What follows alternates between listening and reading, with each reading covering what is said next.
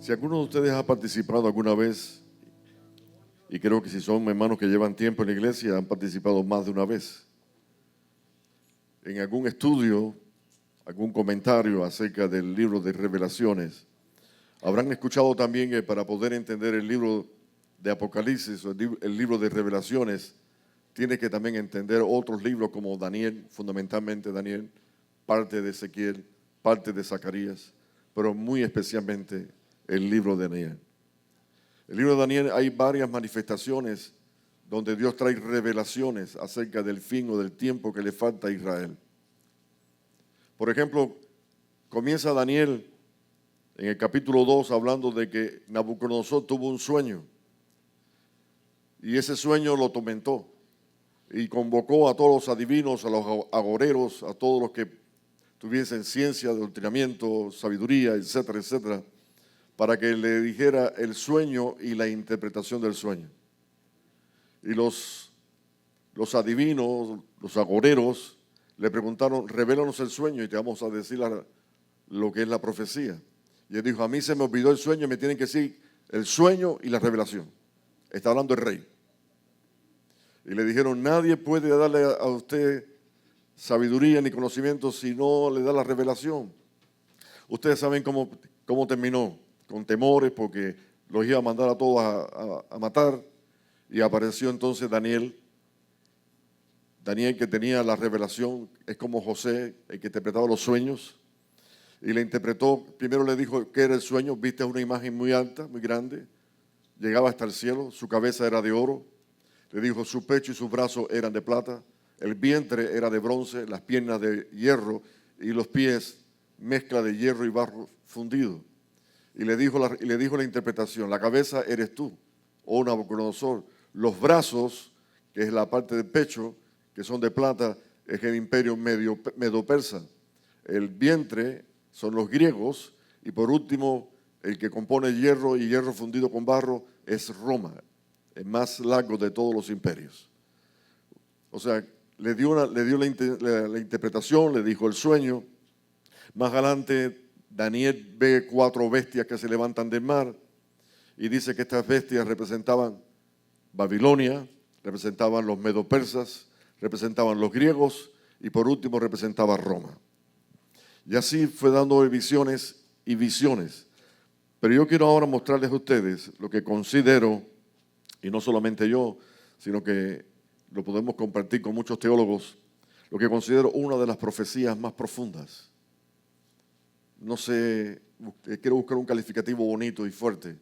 O sea, no solamente profunda, sino de revelación, donde se hace notorio, se puede ver el hecho del propósito de Dios que tiene para con Israel. Si ustedes quieren ver conmigo Daniel capítulo 9, digo estas cosas porque a algunos sí les interesa marcar. En el versículo número 24, capítulo 9, versículo 24, comienza diciendo, 70 semanas están determinadas sobre tu pueblo, le dice Dios a Daniel, y sobre la santa ciudad, que es Jerusalén, para terminar la prevaricación, que es la rebeldía, y poner fin al pecado y expiar la iniquidad, para traer la justicia perdurable, sellar la visión y la profecía y ungir al santo de los santos. 70 semanas están determinadas. En el lenguaje bíblico, para poder interpretarlo, para poder entenderlo, tienes que usarlo conforme a la revelación. O sea, el lenguaje bíblico tiene mucha importancia. Por ejemplo, cuando dice semanas, una semana tiene 7 días, esos días son representación de año. O sea, una semana serían 7 años. Si ustedes se fijan en el versículo 25, y quiero que me vayan siguiendo, del mismo capítulo 9, vemos que dice, sabe pues y entiende que desde la salida de la orden para restaurar y edificar Jerusalén hasta el Mesías príncipe, habrán 7 semanas. Esas semanas que son de días, si usted multiplica 7 por 7, son 49 años. ¿Me van siguiendo? Y le añade y dice a las 7 semanas, se volverá, dice la palabra, habrá 7 semanas y 62 semanas, una continua de la otra, y se volverá a edificar la plaza y el muro de los tiempos antiguos, o angustiosos, perdón.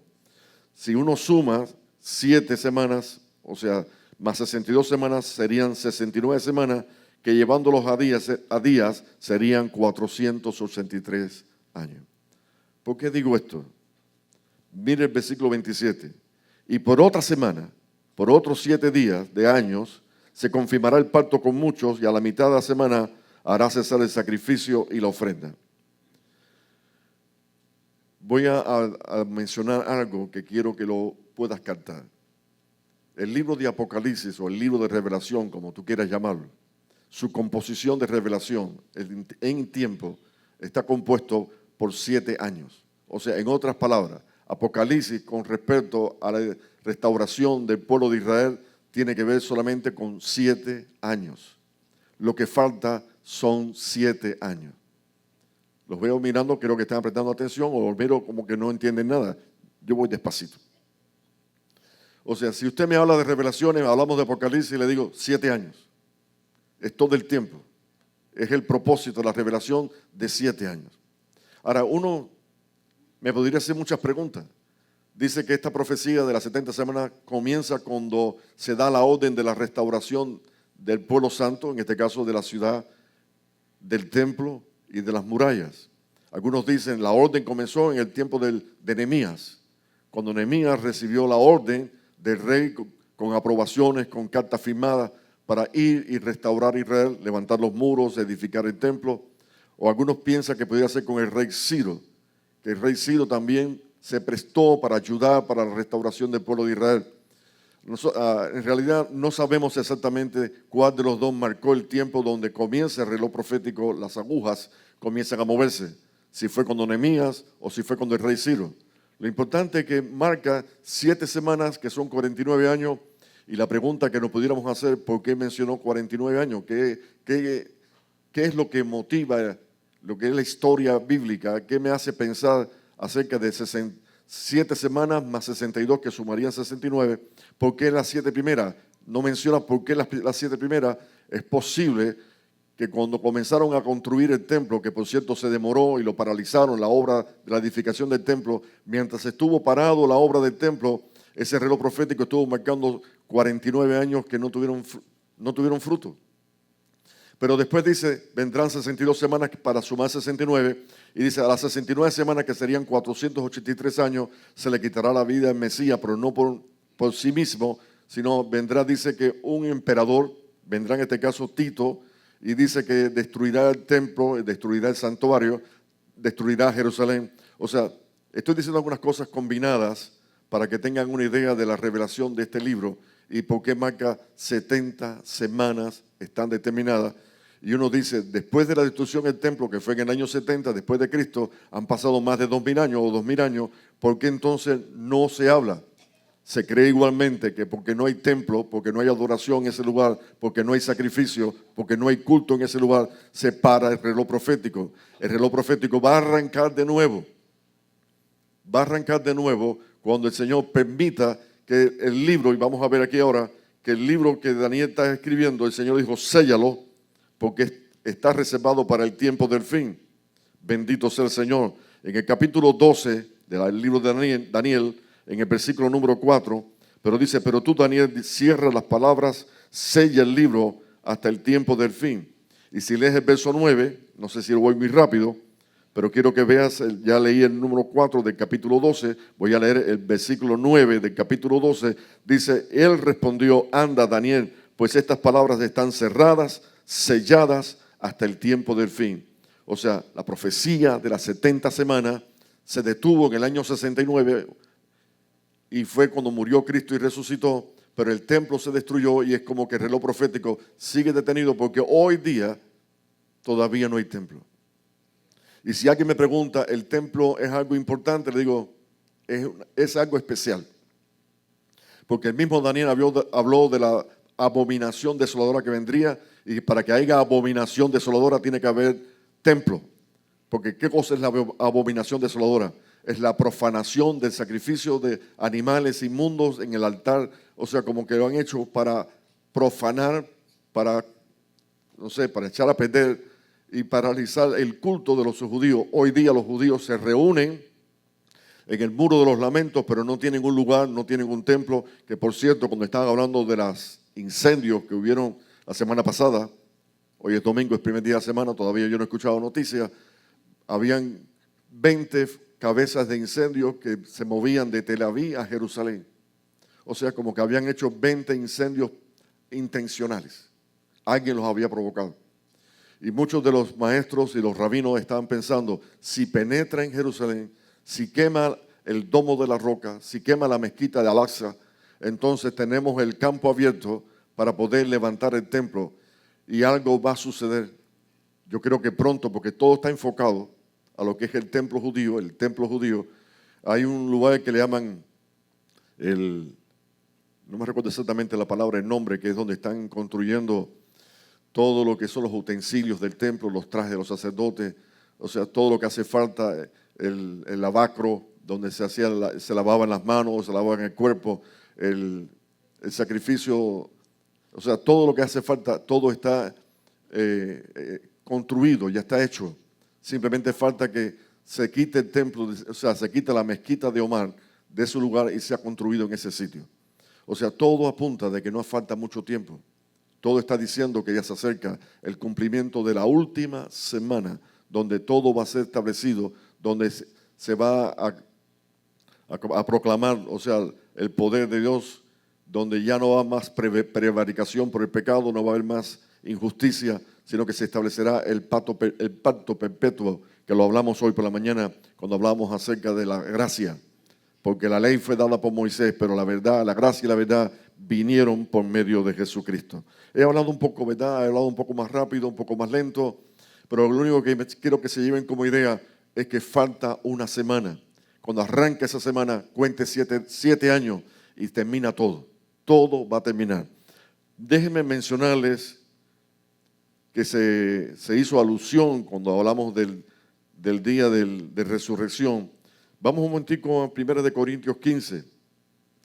Te recordarás que ahí se habló y se mencionó acerca, capítulo 15 de 1 Corintios es la resurrección. Pero también se menciona el hecho de los redimidos por la sangre de Jesucristo, o sea, los que van a ser levantados, los muertos en Cristo, y después los que estemos vivos seremos arrebatados. Capítulo 11, perdón, es capítulo 15, versos número 51 y 52. Y si lo alabas te gozas. Yo sé que un estudio requiere atención y a veces como que hay un silencio, pero por favor, si tienes motivos y razones que tú crees que puedes alabar a Dios, aquí se puede alabar a Dios. Dice el verso 51, he aquí os digo un misterio,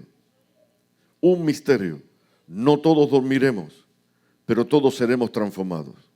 En un momento, en un abrir y cerrar de ojos, a la final trompeta, porque se tocará la trompeta y los muertos en Cristo,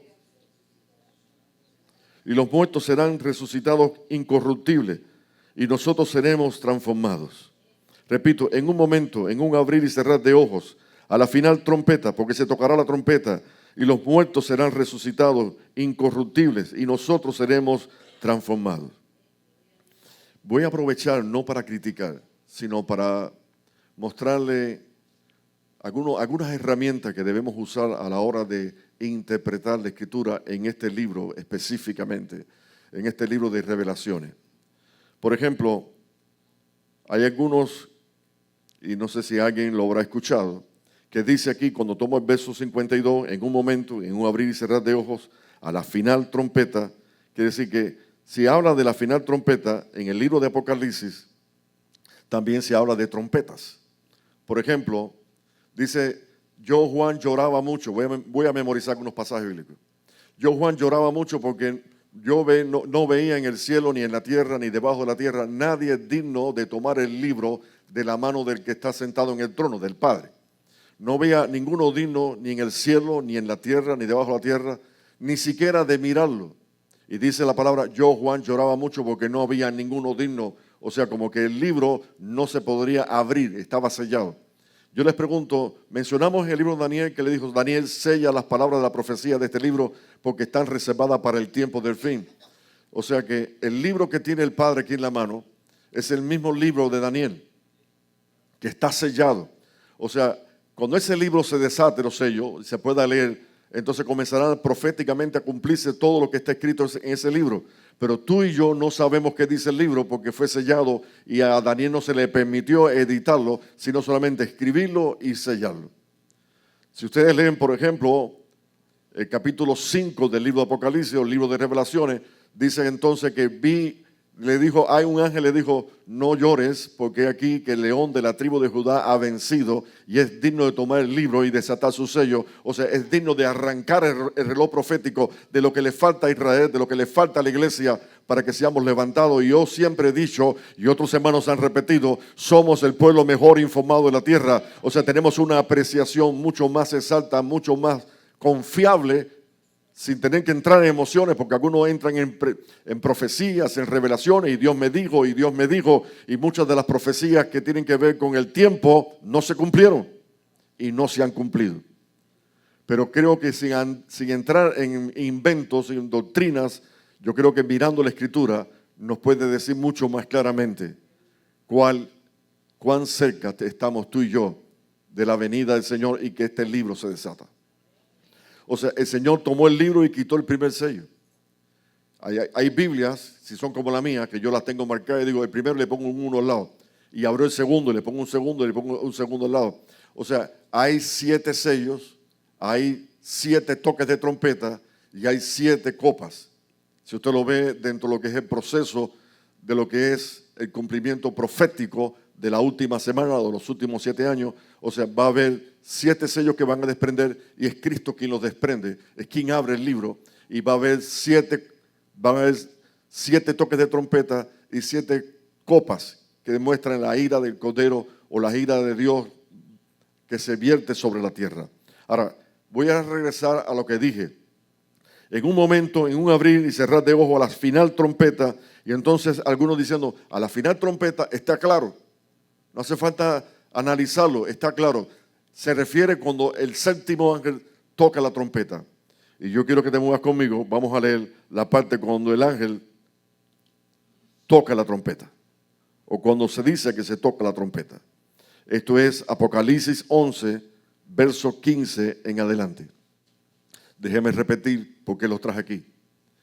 Leí 1 Corintios 15, cuando dice, él con voz de mando, con voz de arcángel, con trompeta de Dios descenderá del cielo y los muertos en Cristo resucitarán primero.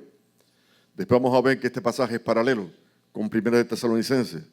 Y ahora estoy leyendo, o voy a leer, el séptimo toque de trompeta, porque si aquí se produce el arrebatamiento de la iglesia, si aquí se produce cuando los muertos en Cristo resucitan, entonces yo debo leer en el contexto algo que me diga acerca de este evento. Por favor, ¿alguien me entiende lo que estoy diciendo? No tengan pena en decirme, no entendí nada. Yo regreso despacito. Vuelvo a repetir. 1 Corintios 15, ¿qué está hablando? Que el Señor promete que Él mismo, ¿verdad?, vendrá, enviará a sus ángeles con voz de mando, con trompeta de Dios. Y dice, y los muertos en Cristo resucitarán primero y luego los que estemos vivos seremos transformados. Hasta ahí me entendieron. Y algunos dicen, si ahí habla de la trompeta final, entonces yo debo leer la trompeta final y ahí tengo la revelación, el tiempo en que la iglesia va a ser levantada. Porque a mí me gustaría saber, si no es el día y la hora, por lo menos saber detrás de qué evento viene el que yo sea levantado de este mundo. Antes de qué o después de qué. Porque hay una revelación. No sé si me sigo explicando. Ahora, voy a leer el contexto donde se produce el último toque de trompeta, la séptima trompeta. Verso 15.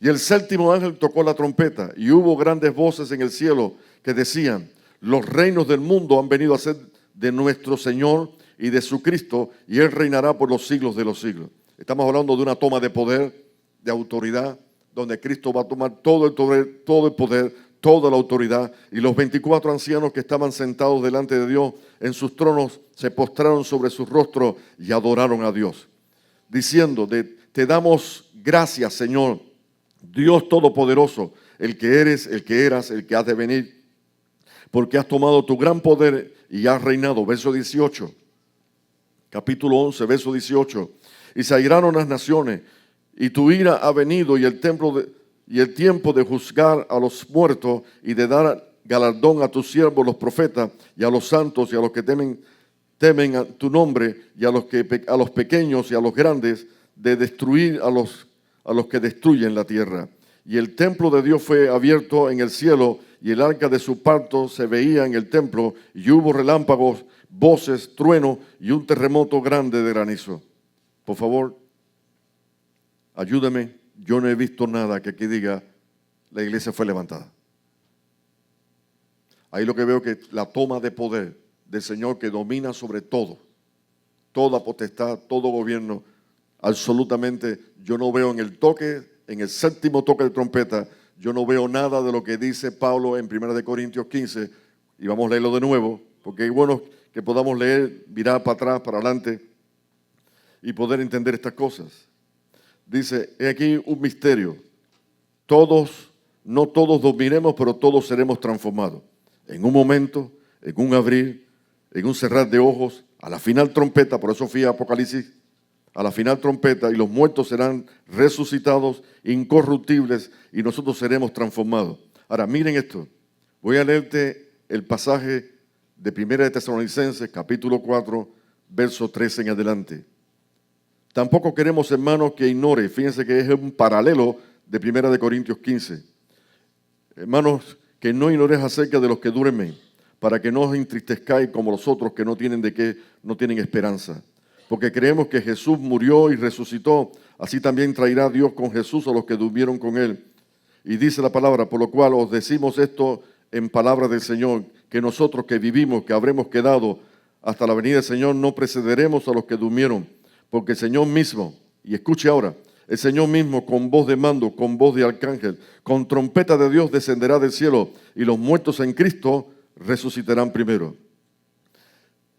¿Qué puedo pensar o interpretar sobre este pasaje y el pasaje anterior? Yo creo que la final trompeta es Cristo. Cristo es el principio, Cristo es el final. Él es quien viene con voz de mando, con trompeta de Dios. Vamos a Mateo 24.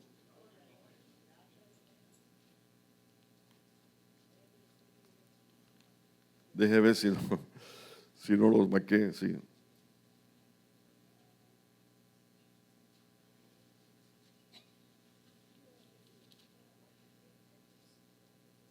Dice Mateo capítulo 24. Muy conocido el pasaje de Mateo 24. Dice, y enviará a sus ángeles con gran voz de trompeta. Enviará a sus ángeles con gran voz de trompeta y juntará a sus escogidos de los cuatro vientos, desde un extremo del cielo hasta el otro. Es palabra del Señor, ubicándose en lo que es la última semana, los últimos 7 años, los eventos a acontecer, entre ellos que el Señor levantará su iglesia, la va a levantar.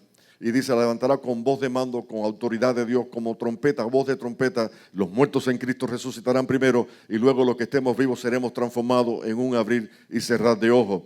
O sea, yo no creo que hay que esperar al último toque de trompeta porque ahí no se menciona nada, ni aparucía, ni manifestación, ni estefanía. No menciona nada acerca de la venida, sino que habla acerca de la toma de poder y autoridad del Señor sobre todas las cosas, sobre todos los reinos. O sea que cuando habla de voz de trompeta, yo creo que la trompeta es Cristo.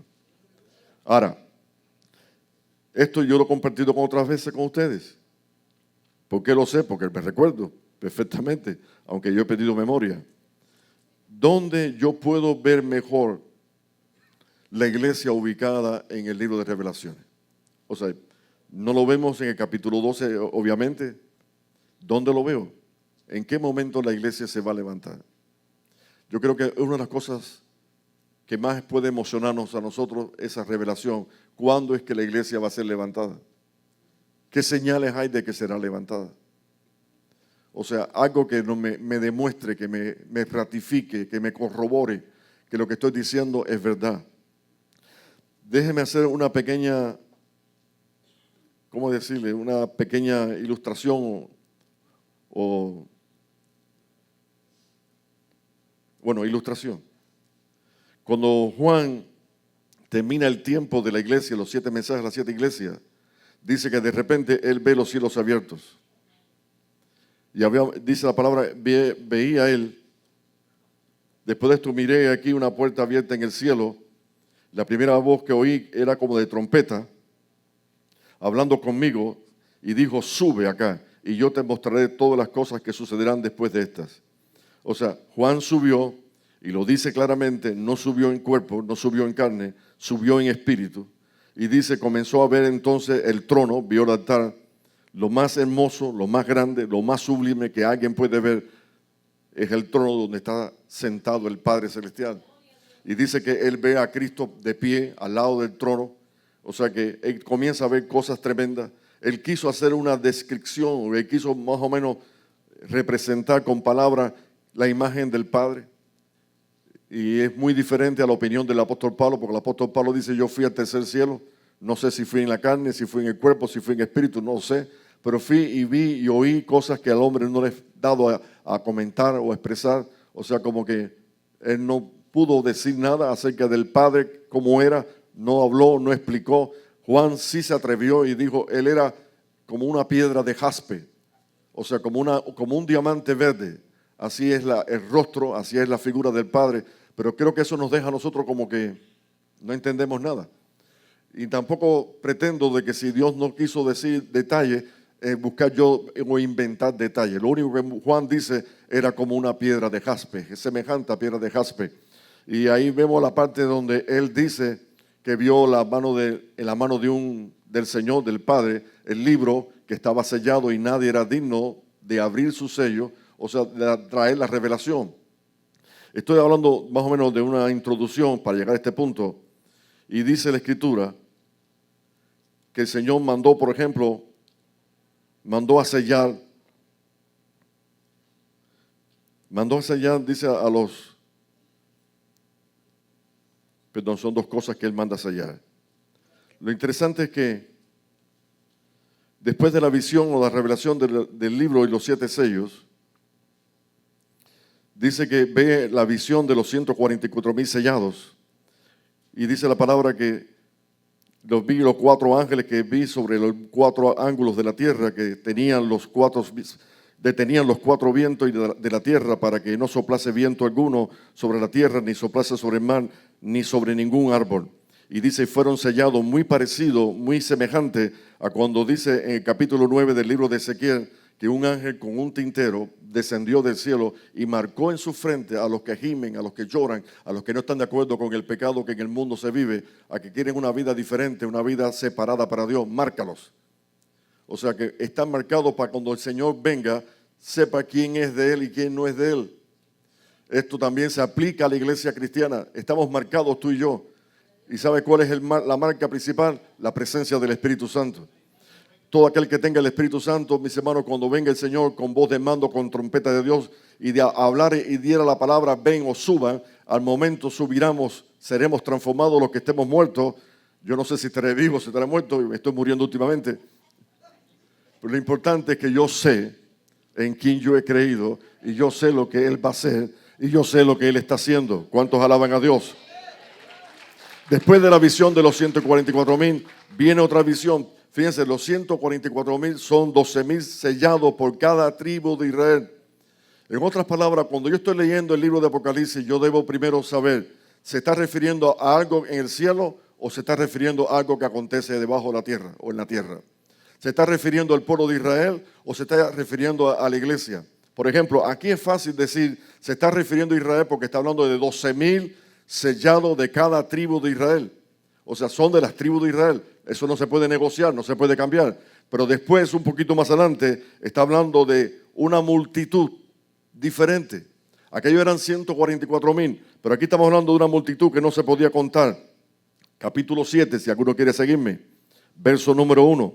Después de esto vi a 4 ángeles en pie sobre los 4 ángulos de la tierra, que detenían los 4 vientos, la tierra, para que no soplase viento alguno sobre la tierra, ni sobre el mar, ni sobre ningún árbol. Y vi también otro ángel que subía de donde sale el sol y tenía el sello del Dios vivo y clamó a gran voz a los 4 ángeles a quienes se les había dado poder a los cuales se había dado poder para hacer daño en la tierra, a la tierra y al mar, diciendo, no hagáis daño a la tierra ni al mar ni a los árboles hasta que haya sellado en sus frentes a los siervos de nuestro Dios. y oí el número de los sellados, 144,000.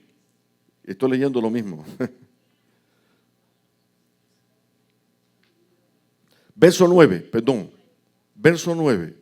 Vamos a hablar de una multitud diferente a los 144,000. El verso 9 dice, después de esto miré y aquí una gran multitud. Si 144,000 se pueden contar, aquí no se cuenta, sino se dice multitud, no sé de cuántos miles o millones son. Aquí una gran multitud, la cual nadie podía contar, de todas las naciones. Si dice todas las naciones, no es Israel, estamos hablando del mundo entero. De todas las naciones, tribus, pueblos, lenguas, que estaban delante del trono en presencia del Cordero, vestidos de ropas blancas y con palmas en las manos. Y clamaban a gran voz diciendo, la salvación pertenece a nuestro Dios, que está sentado en el trono, y al Cordero. Y todos los ángeles estaban en pie. Y dice, alrededor del trono y de los ancianos y de los 4 seres vivientes, se postraron sobre sus rostros delante del trono y adoraron a Dios, diciendo amén. La bendición, la gloria, la sabiduría, la acción de gracia, la honra, el poder, dice, y la fortaleza sean de nuestro Dios por los siglos de los siglos. Amén. Entonces uno de los ancianos habló diciendo, estos que están vestidos de ropas blancas, ¿quiénes son y de dónde han venido? Una buena pregunta. Y yo le dije, Señor, tú lo sabes. Y él me dijo, estos son los que han salido de la gran tribulación y han lavado sus ropas y las han emblanquecido en la sangre del Cordero. Por esto estos están delante del trono de Dios y le servirán día y noche en su templo. Y el que está sentado en el trono, dice, extenderá su tabernáculo sobre ellos y ya no tendrán hambre ni sed, y el sol no caerá más sobre ellos, ni el calor alguno, porque el Cordero que está en el medio del trono los pastoreará y los guiará a fuentes de agua de vida, y Dios enjugará toda lágrima de los ojos de ellos. Hay una diferencia, hay un contraste entre el grupo de los 144,000 y este grupo que no se puede contar, una multitud inmensa que no se puede contar. Y ahora dice específicamente, no son judíos, pertenecen al mundo entero, de todo pueblo, nación, lengua, linaje. O sea, estamos hablando de que lo único que se asemeja en todos los capítulos que tiene el libro Apocalipsis, que se aparezca al arrebatamiento, porque esto que estamos leyendo, Juan lo está viendo en el cielo, donde Dios extenderá su tabernáculo y los cubrirá. O sea que no está hablando de la tierra, está hablando de un evento que su cumplimiento tiene que ver en el cielo. O sea, ¿qué es lo más parecido a una gran multitud que no se puede contar, a una cantidad de gente que son de toda lengua, de todo pueblo, de toda nación, o sea, de todas partes del mundo, y que ya están en el cielo y que Dios le extendió su tabernáculo, pero que dice la Escritura que tuvieron que sufrir? Y yo creo que brevemente, por la ubicación de las profecías una detrás de la otra, este es como el principio de la tribulación donde Dios va a arrebatar a su pueblo. O sea que yo no quiero hacer sentir mal a nadie sobre esto, pero búsqueme en el libro de Revelaciones dónde más puedo encontrar la iglesia, dónde se manifiesta que fueron redimidos, que fueron llevados, presentados, que sufrieron, sí sufrieron, pero están llevando como palmas en las manos, mostrando que están en poder, o sea que han vencido sobre el pecado, han vencido sobre la condenación, han vencido sobre el diablo. Y yo quiero que tú te ubiques y te acomodes en este grupo. Si tú lo sientes, de que el Señor tiene cuidado de ti, tiene cuidado de mí, y que el Señor, a pesar de las cosas, te guardará de la hora de la prueba que ha de venir sobre este mundo. Bendito sea el nombre del Señor. O sea que Dios tiene el control, y de eso no tengo duda, y todo va a acontecer bajo su revelación en este libro. Después de este capítulo 9 viene el 11, que es donde vienen los 2 testigos, y así sucesivamente viene la parte de la mujer vestida de sol, y viene después otras revelaciones. Ninguna de esas revelaciones tiene que ver con la iglesia. Todas las demás tienen que ver con el pueblo de Israel. La iglesia, en este capítulo 7, la parte final del capítulo 7, es la consumación del tiempo de la iglesia, y el Señor se la lleva. Se lleva la iglesia. Y yo no sé cuántos de ustedes se sienten contentos y decir como al final del libro de Revelaciones, ven Señor Jesús, ven Señor Jesús, bendito sea el nombre del Señor. Si es una bendición, si es una bienaventuranza leer y escuchar las palabras de este libro, ¿por qué de vez en cuando no mencionarlo? ¿Por qué tener esa duda de que si estoy en un error o estoy equivocado? Fíjense que las cosas que mencioné, las mencioné con respaldos bíblicos. Lo que mencioné de Daniel es para que pudieran ver que ese libro que le dijo el Señor, séllalo hasta el tiempo del fin, es el libro que aparece en la mano del Padre, que no se encontraba nadie digno de desatarlo. Pero dice la palabra para que nos gocemos. Hay uno que venció. Hay uno que es más que vencedor. El león de la tribu de Judá. Y es digno de tomar el libro y de desatar su sello. O sea que falta que se cumpla la profecía de que el templo judío sea edificado. Si ustedes ven, es interesante, aquí se menciona el tabernáculo de Dios en el cielo. En el capítulo número 12 se menciona el altar de Dios, o sea, como el templo que está fabricado. Hoy día lo que más se habla en Israel es la edificación del tercer templo. El tercer templo marca lo que dice Daniel, antes que venga la abominación desoladora que habló el profeta Daniel y se cumpla en la Escritura. Yo creo que debemos estar, que cuando el Señor venga, nos haya haciendo el bien. En lo personal quiero decirles algo. Ya hace 3 meses, un poquito más de 3 meses que fui operado. Yo he tenido momentos en que he luchado literalmente he luchado con demonios. No sé si alguien es un loco igual que yo. Voy a hablar un poco de locura. Cuando el rey me dijo que él no podía dar la clase, me recordé de que por tantos años, por tanto tiempo, aquí hermanos son testigos, yo daba la escuela bíblica de una hora y después daba la prédica y después a la noche volvía a predicar. Habían veces que predicaba 3 veces en un mismo día. Y entonces me vino a la mente, ya yo no soy el mismo joven, ya tengo como cansancio. Y yo digo, el enemigo ha querido golpearme de formas diferentes y maneras diferentes, situaciones que pueden ser con mi propia familia, que yo digo, Señor, ¿por qué acontecen estas cosas? ¿Acaso no hay poder en ti, en tu sangre preciosa, a la cual clamamos todos los días, para que detenga la mano del maligno? Las veces que he dicho en voz alta, el Señor te reprenda, Satanás. El Señor te reprenda. O sea, he venido con debilidades porque inclusive no sabía si era algún medicamento que estaba tomando, pero después pude leer de que la operación que me hicieron trae debilidades en el cuerpo. Y se me olvidan las cosas. Y entonces estoy en ese dilema, en esa posición, donde yo digo, la iglesia un día se va a cansar de mí. Obviamente. Esas cosas que el pastor se traba a veces y no sabe cómo destrabarse. Aquí hay un hermano que no vino hoy, pero él no se pierde un domingo. Él se llama José, José dominicano. Él dice que se llama el Tigrazo.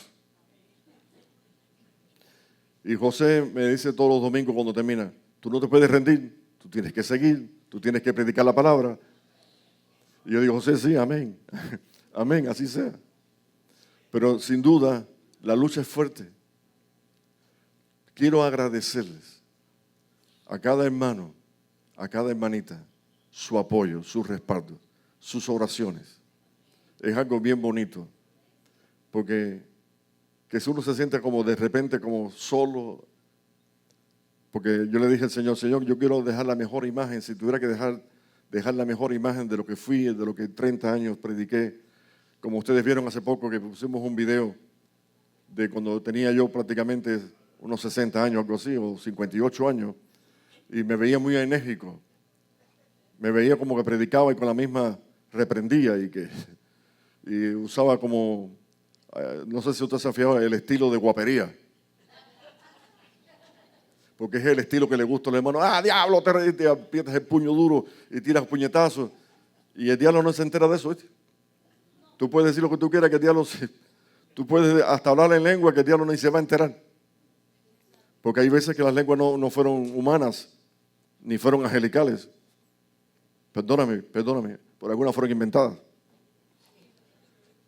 Porque cuando algo es de Dios se cumple. Se cumple. No tengo dudas de que se cumple.